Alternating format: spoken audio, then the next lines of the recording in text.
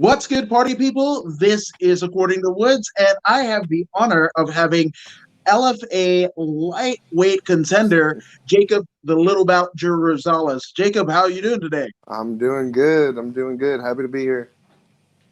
Dude, I'm happy to have you. It's an absolute honor. Now, obviously, you are a former OC Fight Club champ. You've won titles, but I mean, this LFA title, man, you've made appearances on the UFC, Dana White's Contender Series, and what have you. What does this title fight mean to you right now?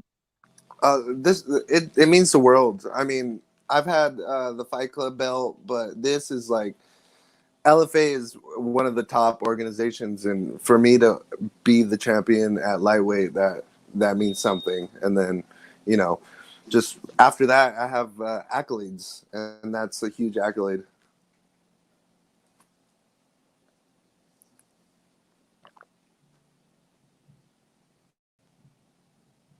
You still there? That, yeah, absolutely. Okay.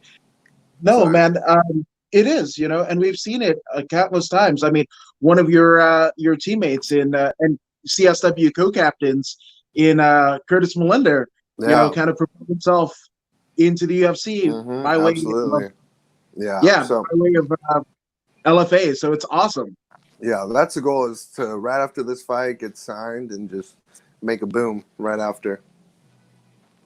Now, obviously, this is a bit of a weird one because this fight was supposed to take place hmm before quarantine, right? Yeah, I think it was supposed to take place in April, and then all this stuff happened, and we thought it was going to get pushed back. We didn't. It didn't get canceled for a couple days, or like maybe a couple weeks before, and then we thought it was going to get pushed back a month, and then 2 months, and then it just like we just thought it got scrapped, and then what was it been like 3 months later, and then we finally got it back, which I'm super happy for because I was looking forward to this fight. No, 100%, and as we Mm-hmm. all are, man. Obviously, we've seen in the iteration of like UFC fights, that have happened during quarantine. Those end up being the funnest, and my goodness, it's the only thing going in professional sports is MMA for the Fighting, most yeah. part. Mm-hmm. Yeah, yeah. I mean, I feel like everyone's just antsy right now and just wants to see people beat up, especially being stuck in quarantine. I mean, that's what I want to do. I just want to see people beat the shit out of each other all day. Yeah, 100%. Now, obviously, when you got the initial news that the April fight got scrapped, I Mm-hmm. mean, what was the mindset? Obviously, there's a whole bunch of craziness going on, but I mean, what was your initial thoughts? Did you continue to train? What was the mindset? Yeah, I mean, me and Coach Ben, we trained a bunch, and then the gym started closing down, and then there was just only so much I can do. Like I couldn't really use any mats. I would like hit people up and see if they had any wrestling mats at their house. I would just run and just do whatever anything I could possibly do. I was doing it, but I mean, it's still not enough to get ready for a fight. But for the most part, we pretty much trained. I trained the whole time. Yeah, so, and one of the cool things about you training all the time is, I mean, you actually for the last couple fight camps have had.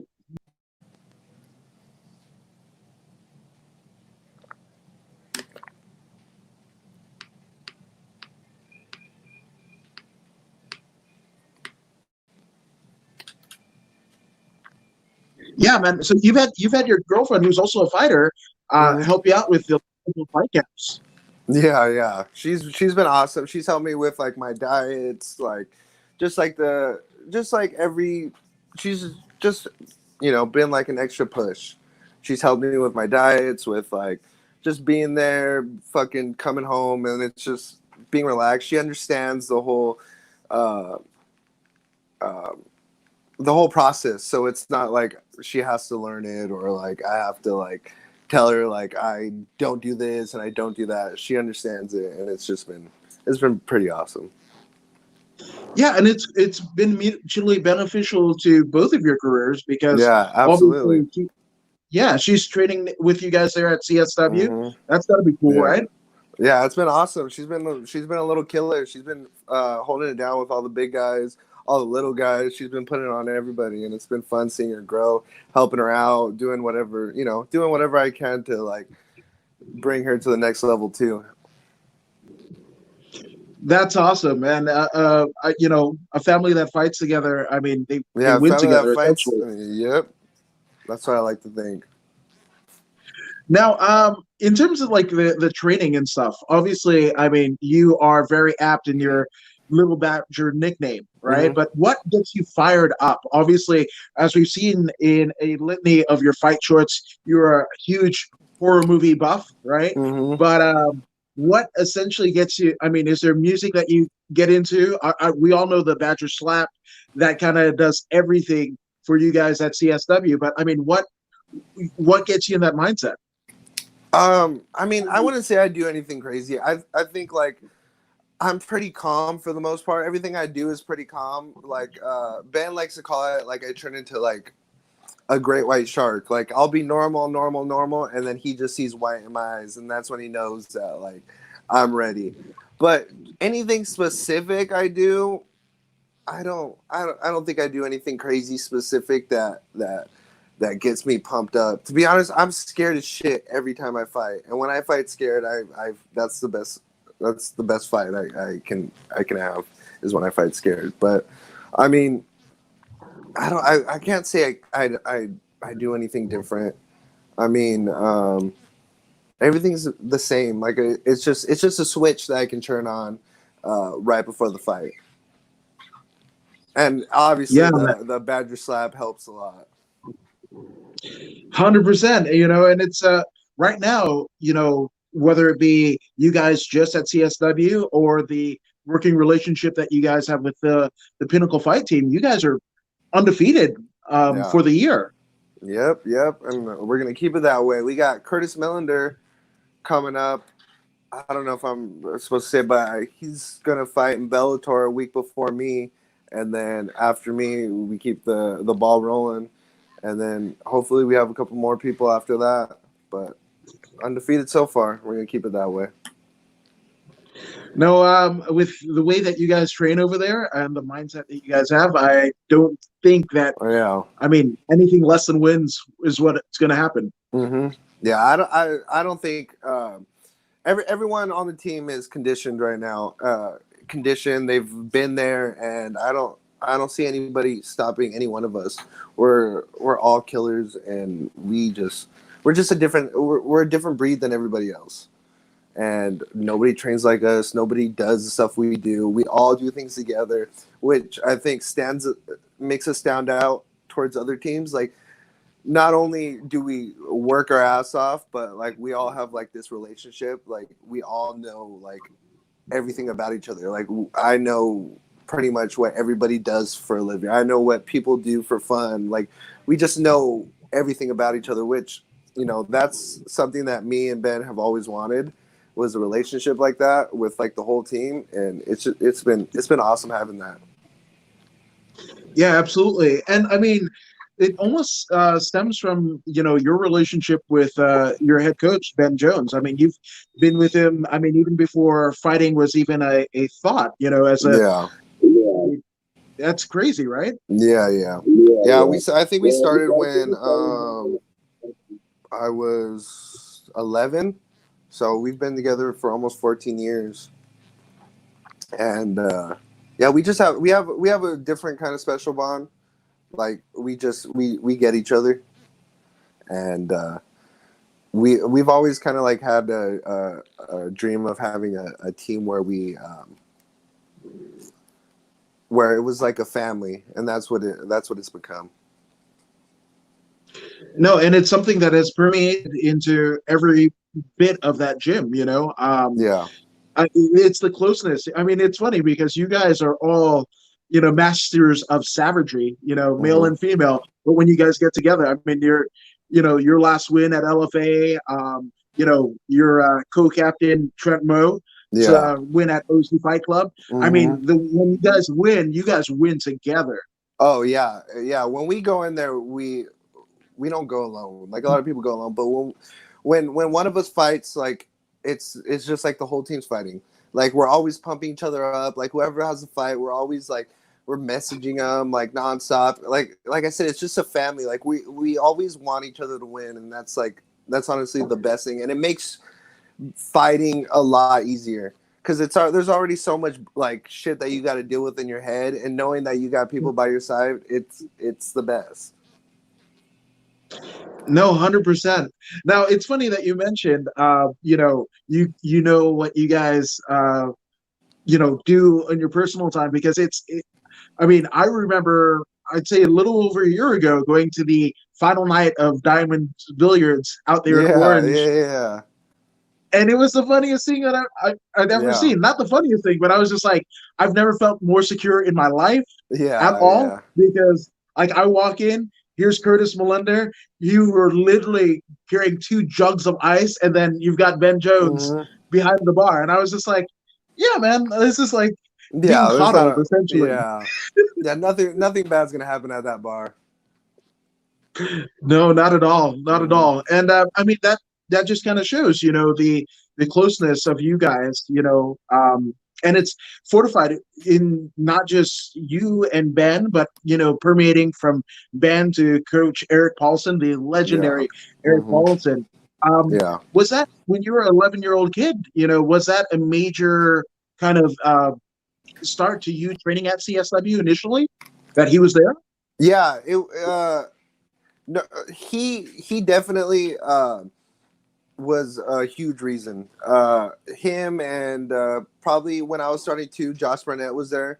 So I think Josh Barnett was a big name at that time. But having Eric Paulson as a coach, it's just like Ben used this today. It's like having Michael Jordan as your fucking like your basketball coach. It's the same thing. Like he's just a legend, and learning from him and just picking up knowledge. Like he knows everything. Like and I think he definitely made me the grappler and the fighter that I am. Yeah, and it's weird because a lot of people credit, Frank Shamrock, right, in a large aspect of it from, you know, combining different styles, right, Hmm. in terms of fighting, right? Because before it was just the wrestler or just the karate guy, just the boxer, and Yeah, what have you. But Eric Paulson is right up did there with everything. him. Yeah. Yeah, you go look at his highlights. He's knocking out people. He's submitting people. He's doing everything, and he's just a pioneer.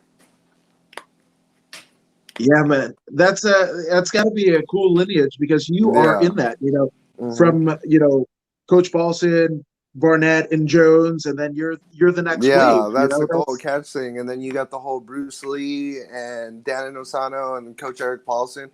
It's really just an honor to be a part of that, and regardless if I fought or not, just being under them is pretty awesome. that's it. Now, I have to mention, right? So you've literally fought all over, the I guess I don't want to say it the regional circuit, but everywhere, not the UFC, and in the one instance of Dana White's Contender Series, you fought there. But are there any places that you want to fight, going forward? I mean, obviously the UFC is the goal, but are there any arenas like a Madison Square Garden, a MGM Grand? Have you thought that far? No, not really. I mean, if I could go back in time, I'd find Pride.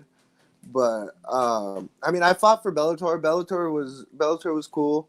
I fought the Honda Center in the Forum. So like, in places, maybe what arena did they have most of the Pride fights at in Oh, the Japan? Satama Super Arena.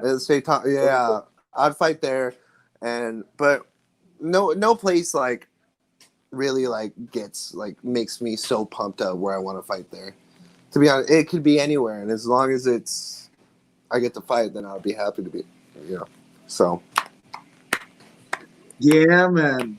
So, I want to mention because a large part of your mantra going into your fights are your fight shorts and their Mm-hmm. core themes. I mean, at Rumble in the Water, you almost made me crap my pants because you wore an Yeah, fight short. Definitely scared of clowns. But yeah. what is?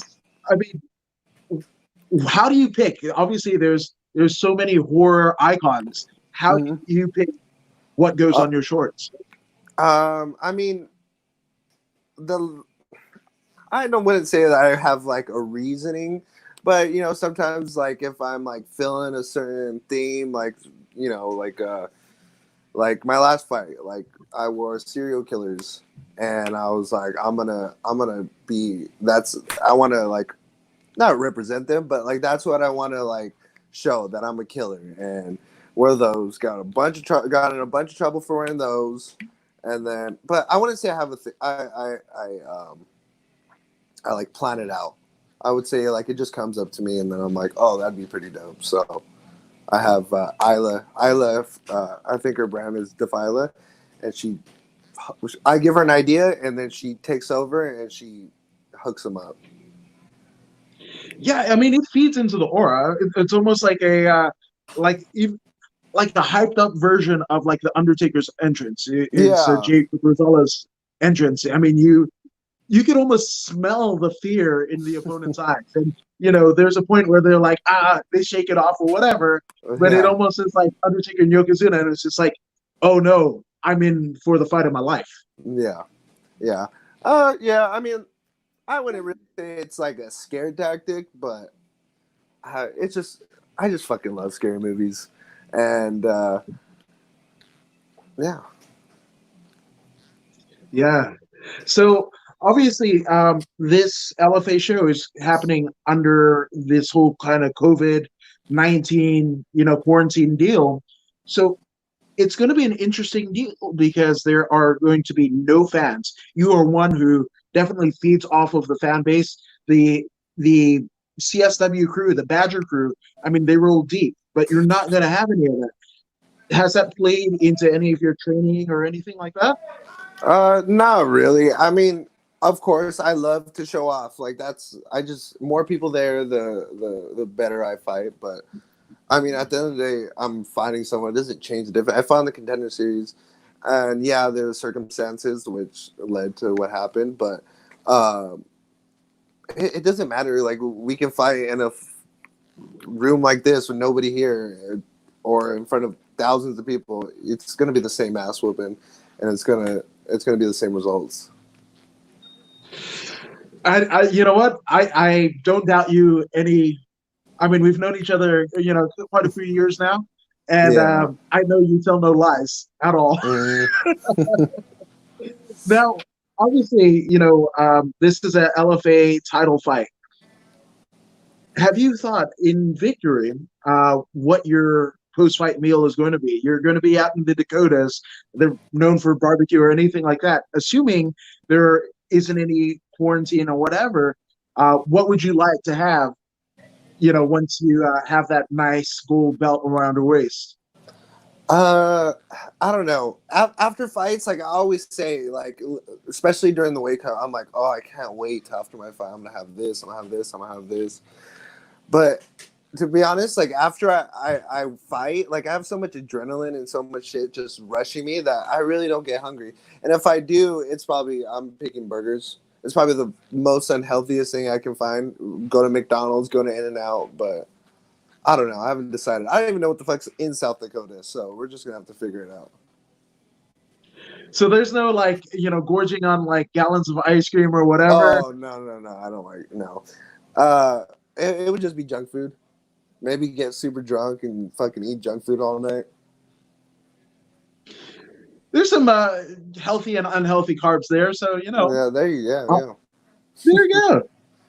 So obviously you fight in the cage alone, right? But there's Hmm. a lot of people that are kind of, basically you're standing on the shoulders of a lot of different people, sponsors, your coaches and your entire team. So let's get some shout outs out of the way. First, I wrote some of them down. I want to. Oh, I'll do my coaches for Ben Jones, obviously. My boxing coach, Dale Roybal. You all know Dale Roybal. Eric Paulson, CSW. Everybody on my team. I can't name all of them, but they all know who they are. My parents. And my manager, Mel. And just a bunch of people. Yeah. No, but and we gotta send a huge shout out to Mel. My strength coach, Mike. I know I'm forgetting a shit ton of people, and I'm gonna get in trouble for it, but they know who they are. Yeah, Mike Villarreal. We've got at Core Evolution Fitness. We've got Ben Jones. We've got Coach Dale Roybal, right? Yep. Helping out with striking. Yeah. I do my homework. Yeah, I've been added, or I've had him for the past 2 fights. Coach Rick Hagedorn, he's my speed coach.